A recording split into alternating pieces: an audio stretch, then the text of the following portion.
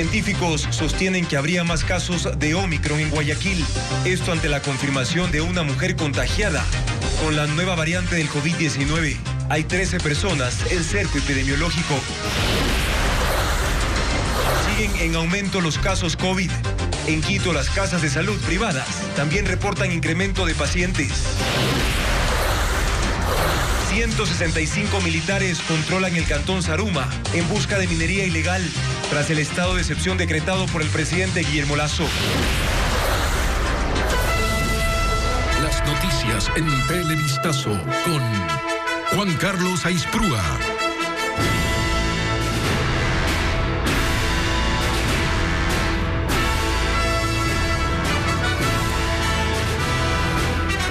Buenas noches, bienvenidos a Televistazo este viernes 17 de diciembre. Arrancamos con las noticias más destacadas. La variante Omicron ya está en Guayaquil. Las autoridades de salud así lo confirmaron. Se trata de una mujer de 48 años con el esquema completo de vacunación. La paciente no ha salido del país y se contagió en un evento social. El Ministerio de Salud señala que no se puede hablar de contagio comunitario, pero investigadores indican que en pocos días lo tendrán que reconocer. Los rumores de temprano se confirmaron, la variante Omicron ya está en Guayaquil. Hemos podido detectar una nueva variante Omicron en la provincia de Guayas. Esta variante Omicron fue detectada el día de ayer. El paciente que tiene COVID con esta variante fue detectado el 12 de diciembre de este año y ya está en cuarentena, está en aislamiento. Este caso no tiene ninguna relación con el de Quito y la paciente de 48 años no ha salido del país. La persona se contagió en la ciudad de Guayaquil en un evento social. La mujer contagiada tiene el esquema completo de vacunación. Una vacuna de Johnson y 2 de AstraZeneca. Las autoridades indicaron que, aunque no ha habido colaboración de quienes asistieron al evento social, se realiza vigilancia epidemiológica. Del caso de Guayaquil, hasta el momento tenemos identificado 13 personas en cerco.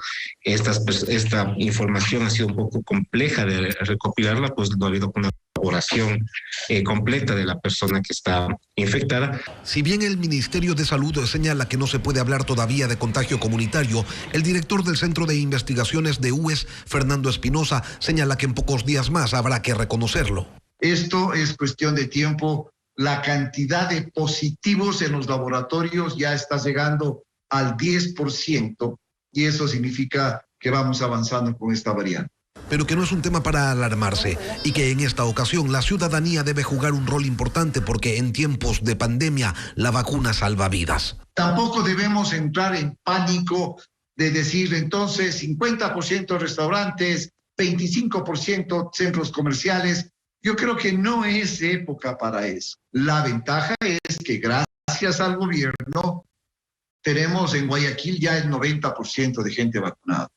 Es una bendición. Se indicó además que el paciente positivo de Omicron en Quito no ha presentado ningún síntoma y que todos los pasajeros del avión en el que se trasladó hacia la capital de la República están en cuarentena de igual manera, sin presentar síntomas.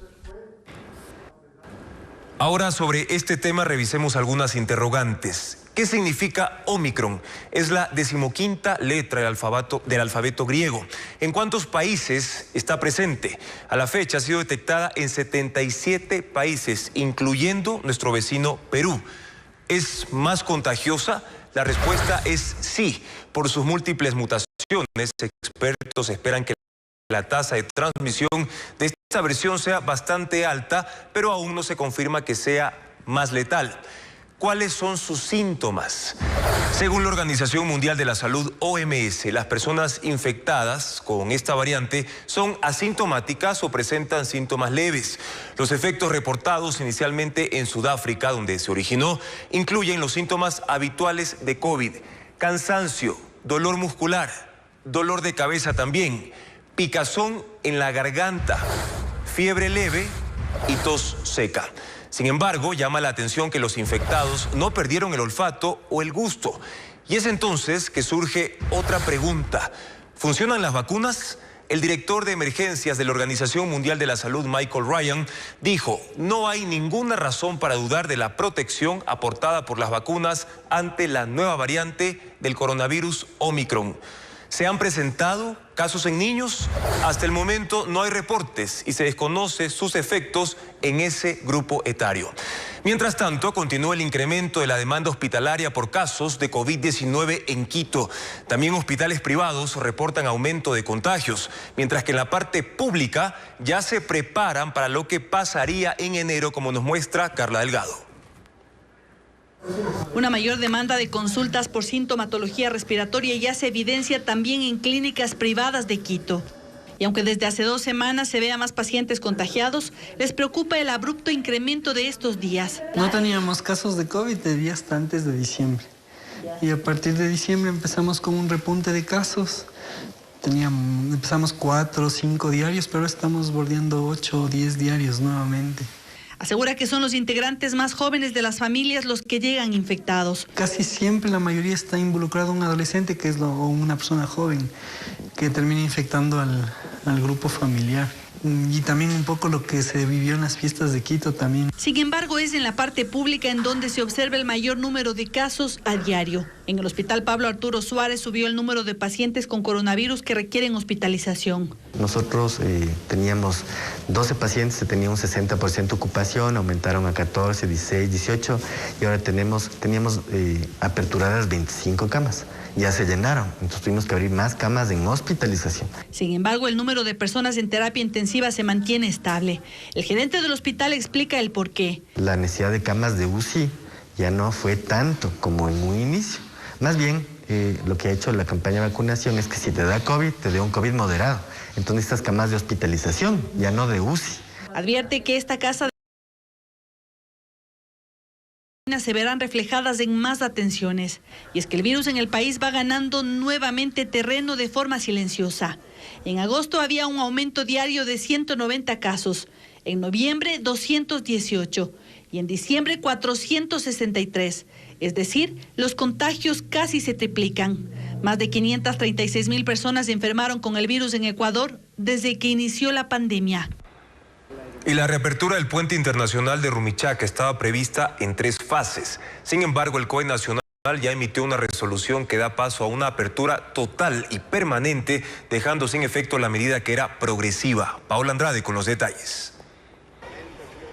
La resolución emitida por parte del COE de Operaciones de Emergencia Nacional de reabrir totalmente el puente internacional de Rumichaca se cumple desde el mediodía de este viernes. Vehículos particulares y peatones realizan el cruce de la frontera con Colombia presentando la cédula y el carnet de vacunación. A todos nos cogió por sorpresa y creo que esa es una oportunidad pues de seguir en esas relaciones binacionales con el vecino país del Ecuador, tanto para turistas y comerciantes.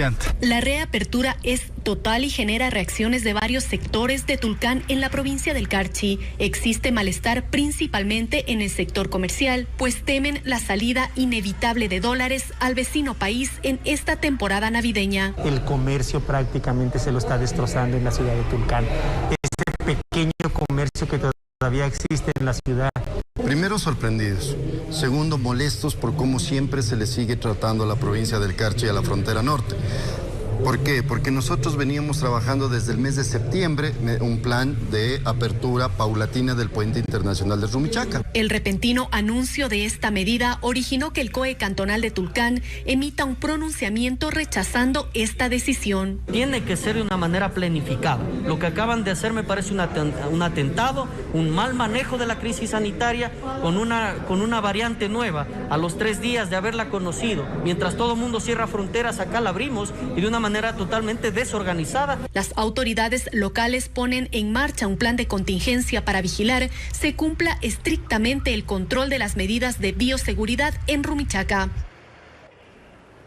Este viernes fue notificado con la revocatoria de la visa para ingresar a Estados Unidos el 5º general de la Policía Nacional. Se trata del oficial Fabián Salas, quien se desempeña como director nacional de asesoría jurídica de la institución. Se suma así a la lista de generales a quienes el Departamento de Estado de ese país considera inelegible para ingresar a su territorio.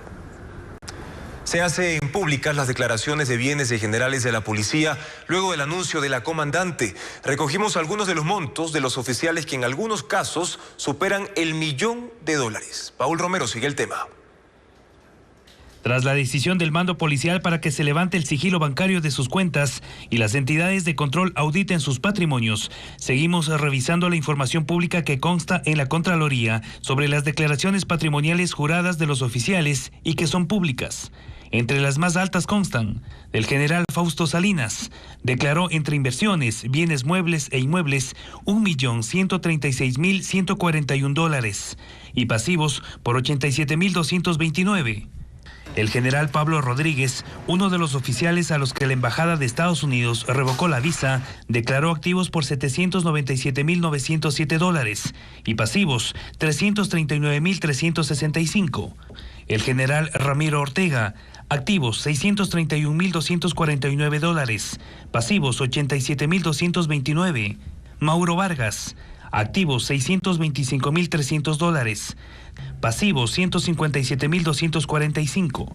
El general Alain Luna, activos $589.781, pasivos $18.370. El general Víctor Arauz, otro oficial al que la Embajada de Estados Unidos revocó la visa, declaró bienes inmuebles 0, activos $77.009, pasivos $24.655. El excomandante de la policía, Patricio Carrillo, pidió que también se investigue el patrimonio de los generales pasivos. Nuevamente nosotros podemos liberar nuestras cuentas y pueden revisarlas. Este es un tema de transparencia y este es un tema de legitimidad. Las solicitudes para que se investigue los patrimonios de los oficiales se multiplicaron una vez que el embajador de Estados Unidos, Michael Fitzpatrick, dijo que en el Ecuador existen narcogenerales. Expectativa en el caso Las Torres. Tras 8 días de audiencia preparatoria de juicio, el juez Felipe Córdoba delibera para luego emitir su resolución. Fabiola Santana nos indica que la Fiscalía solicitó que se llame a juicio al ex contralor Pablo Celi y otras 2 personas.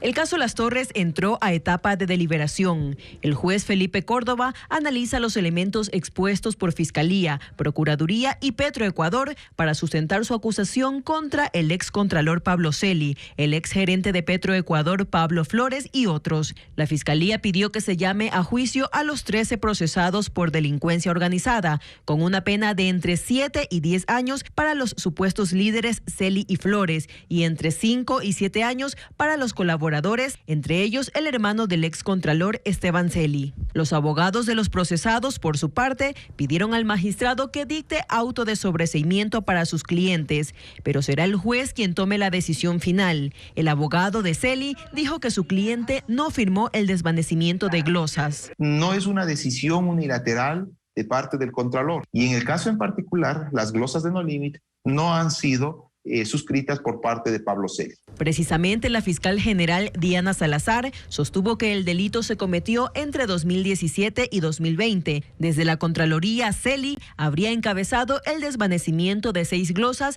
por $13.6 millones a la contratista de Petroecuador No Limit. Desde Petroecuador, Flores habría autorizado el cobro del 20% de una factura de $20.3 millones que la estatal adeudaba a No Limit. Y desde la Secretaría General de la Presidencia se pidió la contratación del sobrino de Celi, José Raúl de la Torre, con el fin de gestionar el cobro de estas coimas. El abogado de Flores dijo que se tomaron el nombre de su cliente. Que Pablo Flores estaba pidiendo ese dinero, ¿no es cierto?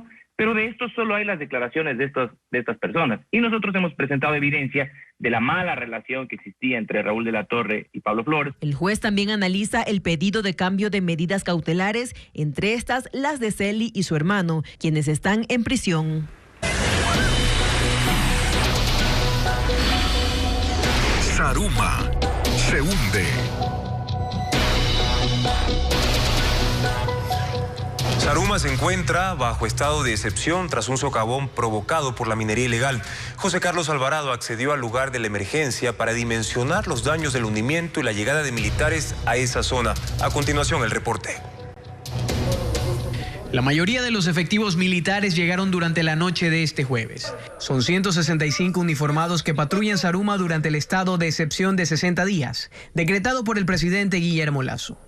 Algunas familias de este cantón estuvieron alerta ante el riesgo inminente. Puede ser que allá se hizo el socavón, puede ser que aquí también se vuelva a hacer un socavón. No sabemos, estamos aquí, pero mañana no sabemos qué puede pasar. Pudimos acceder a la zona cero durante la mañana de este viernes. Los restos de las 3 casas colapsadas y las pertenencias de sus propietarios quedaron en el aire y se teme que caigan en cualquier momento. Las autoridades prevén que durante los siguientes días se generen más colapsos de viviendas en la zona cercana al socavón que se produjo durante la noche de este miércoles en Zaruma. Sin embargo, también se están observando grietas que se generan en algunos de los murales cercanos al hundimiento. Miembros de las Fuerzas Armadas explicaron algunas de las disposiciones que tienen, además de restringir el paso en este sector. Mejorar las condiciones de seguridad en el área y también patrullando en lo que corresponde al ámbito de Zaruma y Portobelo para poder mejorar las condiciones y procurar evitar de que sigan cumpliéndose actividades de minería ilegal. Mientras tanto, las familias afectadas ingresaron a sus casas tratando de recuperar sus enseres. Utilizaron sogas y con apoyo de los uniformados, rescataron todo lo que pudieron. Hemos conversado y me siento muy triste, porque imagínese usted perder todo de un momento a otro. Y luego me toca ir a buscar otro lugar para seguir trabajando, no nos queda más.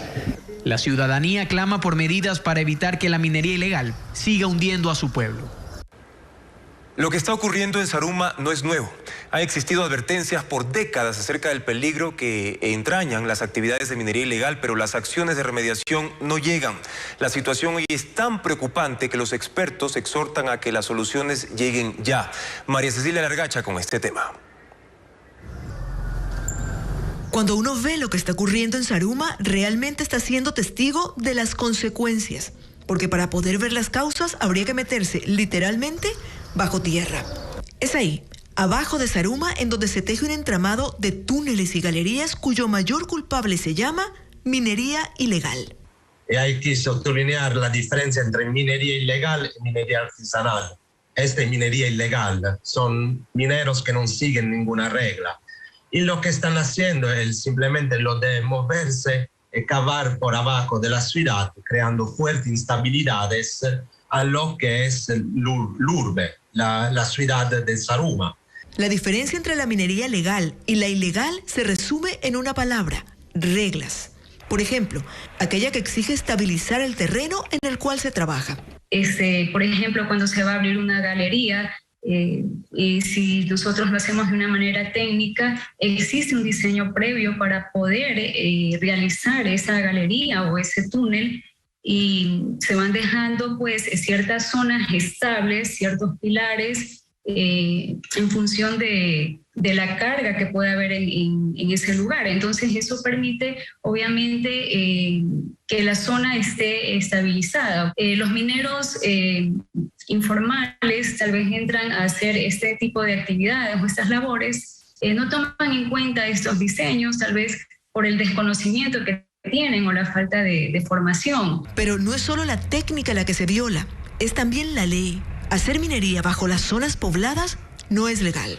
Hay que la policía se mueve más que sé, evitar que donde se han tomado medidas estas personas puedan reingresar. Por ejemplo, que han cerrado con paredes el acceso a algunos túneles y que puntualmente van en las nubes. Ambos dicen que hay que hacer muchos más estudios antes de saber si es posible estabilizar el suelo de Zaruma. Los resultados de los estudios indican que no es todo Zaruma, o sea, son ciertos sectores que están propensos o más propensos a colapsar. Así que antes de pensar en soluciones, hay que detener la causa, esa que no se ve, que está bajo tierra, pero que todos conocen y aún así no consiguen controlar. Ahora les contamos que hay nuevas revelaciones en torno a la muerte de Naomi Arcentales en Manta. Su familia confirmó que la joven meses atrás se tomó fotografías de los golpes que sufría y que serían una prueba de violencia doméstica. Karen Ceballos, pendiente de este tema. La muerte de Naomi y previamente una denuncia por violación ocurrida en agosto son las dos líneas de investigación que se siguen en torno a la joven de 23 años, cuyo cadáver fue encontrado el domingo dentro de un edificio hotelero de Manta, en Manabí. Este viernes había una audiencia de formulación de cargos por el abuso que habría sufrido Naomi, pero la defensa de los sospechosos convocados solicitó su diferimiento y se fijó para enero. Sin embargo, la familia de la mujer aprovechó las afueras de la Corte de Justicia y señaló nuevos datos que les hacen pensar que ella ya era víctima de violencia doméstica. Esas pruebas son chats de su celular con amigas y hasta con su pareja. En las conversaciones había fotos de golpes en el rostro. Ella se hizo selfie y le ha pasado mensaje de que le ha golpeado tanto. ¿Por qué le ponen un mensaje diciéndole que él no se acuerda? Y que por último, que la disculpe. Los padres de Naomi esperan una respuesta al pedido de exhumación que hicieron en la fiscalía. No están conformes con el resultado de la primera autopsia, donde se indicó que falleció por ahorcamiento y que no tenía signos de agresiones en su cuerpo.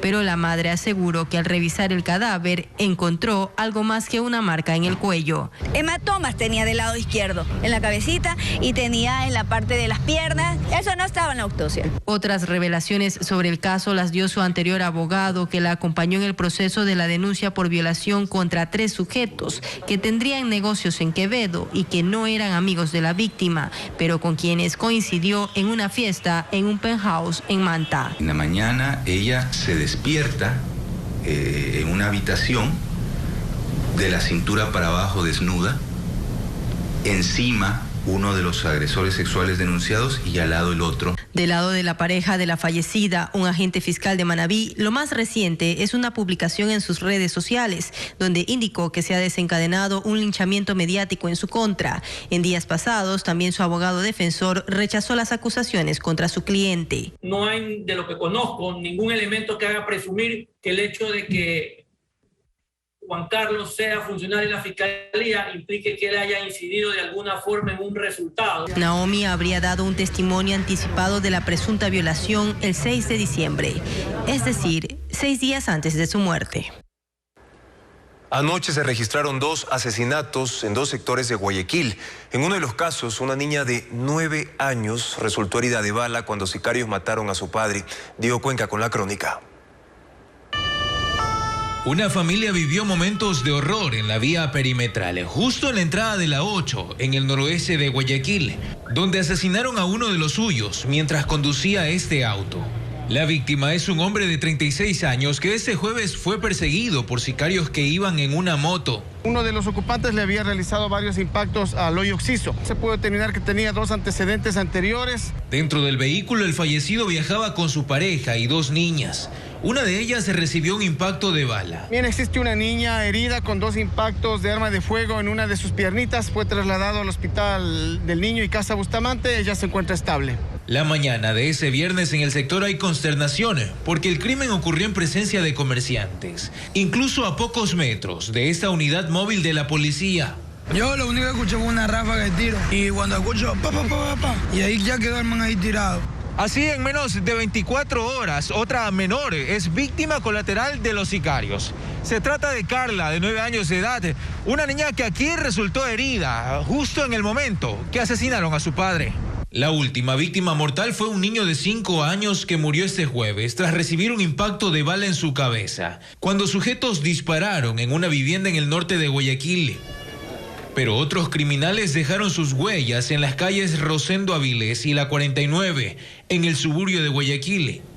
Ahí asesinaron a tiros a un hombre y otros 2 quedaron heridos. Los agentes revisaron registros del fallecido y de los heridos para determinar las posibles causas del ataque. El occiso tenía antecedentes penales en el 98 por robo. Este señor ya se dedicaba al expendio y a la venta de droga.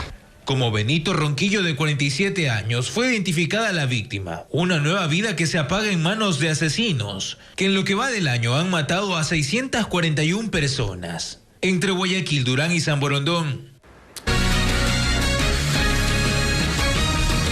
Gracias por continuar en sintonía de Televistazo. La Asamblea se fue de vacancia y cerró 7 meses de labores en las que se abrieron tensiones con el Ejecutivo, divisiones internas y una imagen bajo escrutinio. Patricio Díaz además nos va a contar cómo le fue en el ámbito de la producción legislativa. Si tiene la bondad de callarse. Por favor. En los primeros 7 meses del actual periodo legislativo hubo de todo. Desde la vicepresidenta destituida por cobros ilegales, otro asambleísta acusado de cobrar diezmos, 2 legisladores sancionados por sus expresiones y otras denuncias que no se consumaron. Se ha deteriorado con bastante más rapidez.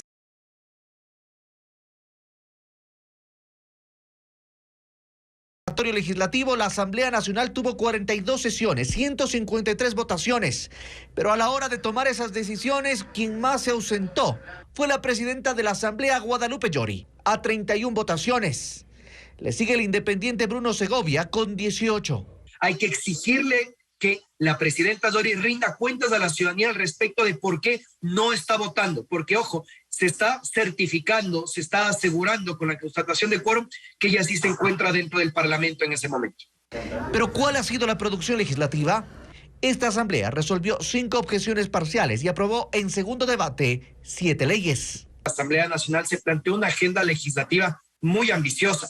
Creo yo que no se tuvo en cuenta la alta diversidad ideológica que existe dentro del Parlamento. Se han presentado 11 pedidos de juicio político, 4 se han consumado. A esto se suma la tensión con el Ejecutivo, amenazas mutuas de muerte cruzada. Ha sido una relación tensa que yo creo que difícilmente va a cambiar, insisto, por la correlación que se da ahora mismo. Asambleístas dejaron sus bloques, otros se fisuraron como Pachacutic. Los problemas de la Asamblea parece que van más desde adentro que desde afuera. Y luego de que la Asamblea, antes de irse de vacancia, se ratificó en 8 observaciones realizadas a la proforma presupuestaria para 2022, enviada por el presidente Lasso, hoy el documento ya entró en vigencia. Así es como el presupuesto general del Estado para el próximo año será de 33.899 millones de dólares. Los ingresos, principalmente por impuestos, serán de 24.100 millones, mientras que los gastos serán más y sumarán 27.900 millones de dólares, generando así otro déficit para el nuevo año.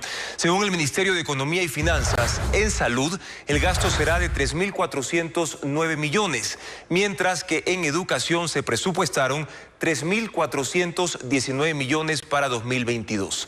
Además, según la proforma, el gobierno del presidente Lasso necesitará solo el siguiente año un nivel de endeudamiento por casi 10.000 millones de dólares, uno de los requerimientos de financiamiento más altos de los últimos años. Este presupuesto comenzará a ejecutarse a partir de enero del próximo año.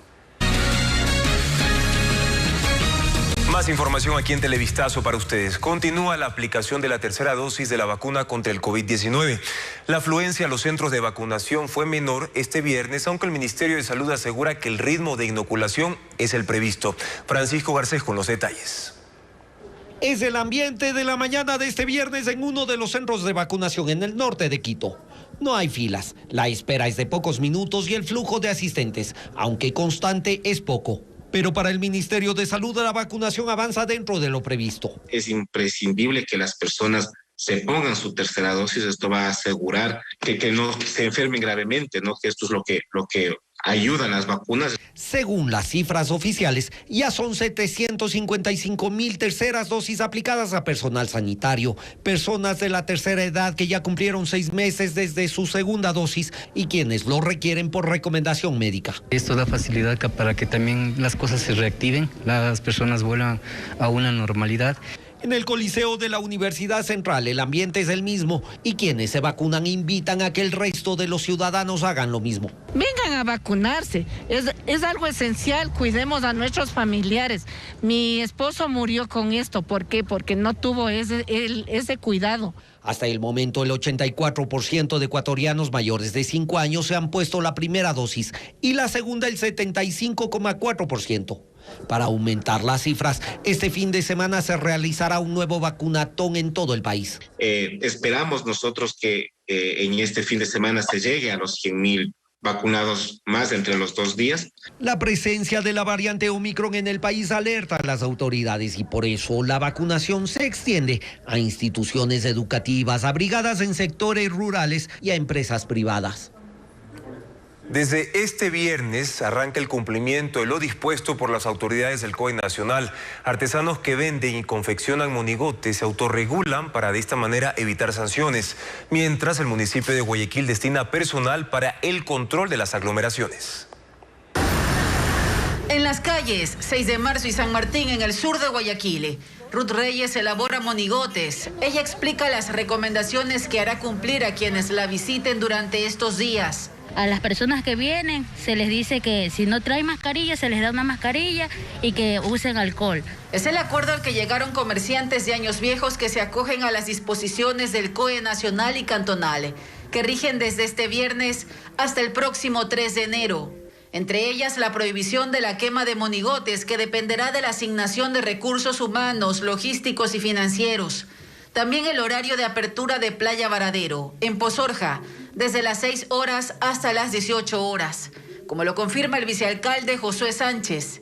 Las medidas que junto a los comerciantes de este sector hicimos el año pasado, que es mantener las medidas de bioseguridad, los distanciamientos, el no cierre de la calle 6 de marzo para evitar aglomeraciones. El mismo protocolo cumplirán los artesanos del suburbio de la ciudad, donde se exhiben los Años Viejos gigantes.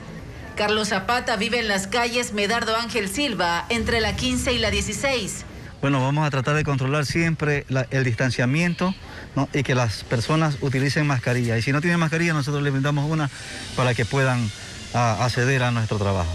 Habitantes de este sector esperan que el municipio regule también la instalación de juegos mecánicos para evitar congestión vehicular. Y hablando de restricciones, el tradicional pase del niño viajero tendrá cambios en Cuenca debido a las nuevas disposiciones del COE nacional que rigen desde hoy. Este recorrido será reemplazado por una caravana motorizada. Bessie Granja nos detalla cómo se ultiman los detalles de esta fiesta religiosa que se organiza desde el año 1961. La tradicional procesión religiosa cultural del Pase del Niño Viajero de Cuenca, que se realiza cada 24 de diciembre, será reemplazada este año por una caravana de vehículos. Así lo acordaron este viernes autoridades de la arquidiócesis y del municipio, ante las decisiones emitidas por el COE nacional de prohibir estos eventos a escala nacional y por la presencia de la variante Omicron en el país. Lo que no queremos es que las personas queden sin esa cercanía de la imagen sagrada del niño viajero. Queremos proponer un recorrido vehicular un poquito más amplio y que vaya más lento, a diferencia del año pasado que fue una caravana. Hasta 2019 esta fiesta congregaba a más de 50.000 fieles, entre caminantes, comparsas y danzantes. El año anterior tuvo cambios por la emergencia sanitaria. Una caravana motorizada escoltó a la imagen y no hubo participación de fieles. Lo que motiva la resolución del COE nacional es precautelar el bien más preciado de las personas, que es la vida. Es necesario pedir corresponsabilidad a la ciudadanía, hacer conciencia. Mientras en Gualaceo, también en la provincia de La Suay, debido a que la solicitud fue antes del anuncio del COE nacional, sí se realizará la procesión del niño viajero. Ayer el alcalde Gustavo Vera explicó cuáles serán las exigencias. Es de que se cumpla con todas las medidas de bioseguridad y también con un plan de vacunación. Se pidió además a las iglesias que cumplan con el aforo permitido, que es del 75%. Y antes de finalizar, queremos compartir con ustedes que aumenta la llegada de migrantes ecuatorianos al país para disfrutar junto a sus familias de las festividades de Navidad y fin de año. Ocurre después de casi 2 años de pandemia. Alex Ceballos estuvo en el aeropuerto de Quito y nos relata los conmovedores encuentros registrados en esa terminal aérea. La pandemia cerró los aeropuertos y ahogó durante 2 años ese deseo ferviente del reencuentro familiar. Pero como nada se compara con el abrazo del padre, la felicidad del hijo, del amigo. Los hermanos migrantes empezaron a volver al Ecuador. Esta pandemia ha sido muy fuerte y vernos nuevamente es una bendición de Dios. Solo el saber que ya iba a venir, ¿no? Es una emoción. No importa si el viaje es largo, la larga espera en los aeropuertos. Lo que importa es volver a la tierra de uno. Estamos regresando después de 2 años más o menos y hemos estado ansiosos de poder compartir en familia, al menos en las fiestas. Y gritarle al mundo que sobrevivieron a la enfermedad y a la dura soledad que significa estar lejos. Feliz. Sí, porque fueron años muy difíciles, lejos, la pandemia, no poder ver. Pasarán las festividades en su país y pronto volverán a ese sueño que no termina de hacerse realidad, porque la vida está dura, manifiestan, y la familia ha crecido. La vida nos ha cambiado, ¿no? Nos ha cambiado y entonces el poder disfrutar y tener a nuestra familia unida y completa es lo mejor que puede habernos pasado en este tiempo. Saben que la pandemia está por ahí y que cada día hay que vivirlo como si fuera el último de nuestras vidas. Abrazos entre familias y amigos que se extrañan aún más en medio de la incertidumbre por una pandemia y sus variantes. Hasta aquí la información en Televistazo Estelar por el momento. Mañana continuamos con más noticias actualizadas a partir de las 7 de la noche. Que tengan todos un buen fin de semana y a seguirse cuidando, que la pandemia continúe entre nosotros.